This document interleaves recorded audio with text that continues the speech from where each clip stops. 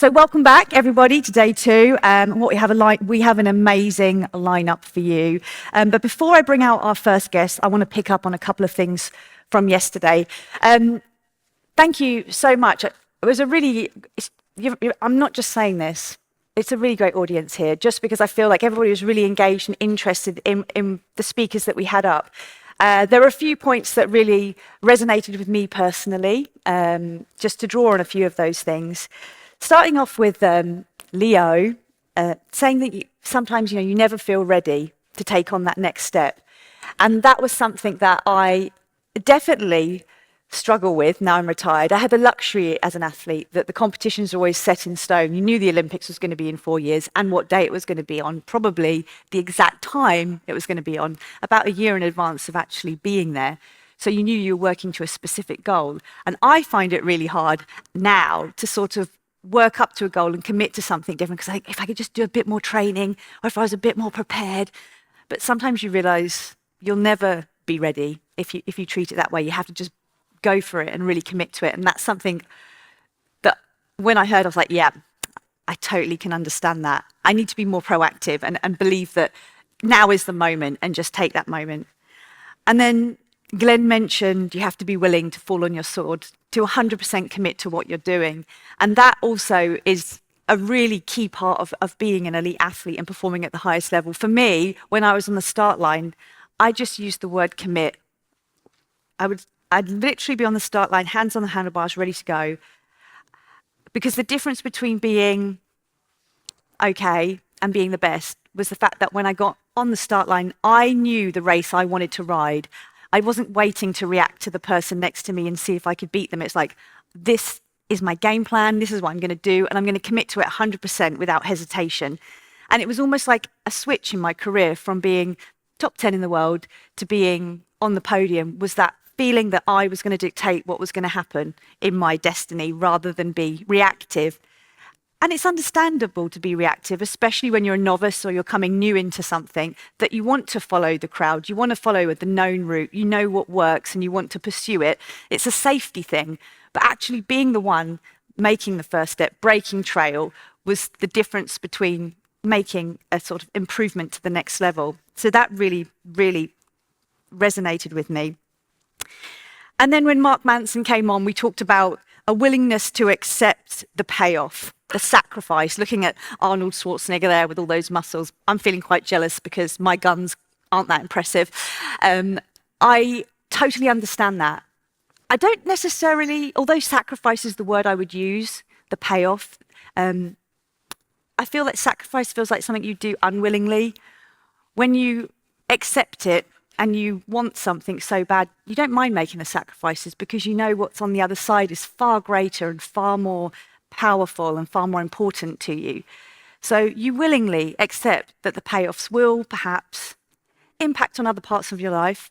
For me personally, missing a lot of family events, not celebrating, not going on holiday, being very strict with my diet, going to bed super early, having zero social life actually, but for the fact that, I really wanted to be an Olympic champion. So I thought, this is my time and I have to focus on the things that matter if I really want to make a difference. So that was something. And having a greater purpose, when he talked about one of his favorite books, Man's Search for Meaning, and not sweating the small stuff, not worrying about the small stuff.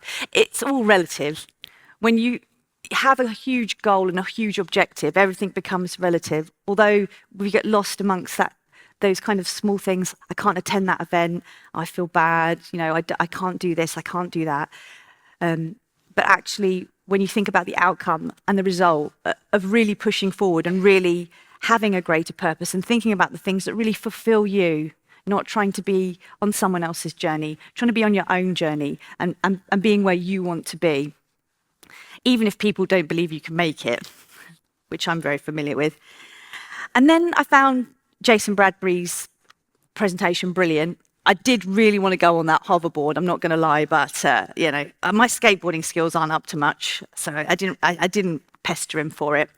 But the idea of using tradition and innovation together in moving forward and being ahead of the curve in many ways, for me, during my cycling career, I had come from a very traditional coaching background where we trained for many, many years. And it was very difficult with some of my early coaches to really ask them to innovate.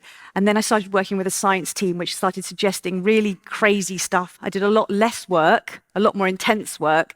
And everyone's like, oof, I don't know if it's going to work for you, whether it's going to be productive, whether it's going to get the results you want. But I thought if I do the same as everybody else, I'm never going to be better than them.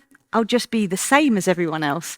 So I took a few risks. I was innovative with my training and used a lot of science behind adapting and changing my lead up. Even in my last year of my career leading into 2012, possibly the biggest and most important event in my life, I made a lot of big changes and accepted the fact that it was a risk, but a risk I was willing to take in order to be ahead of that curve.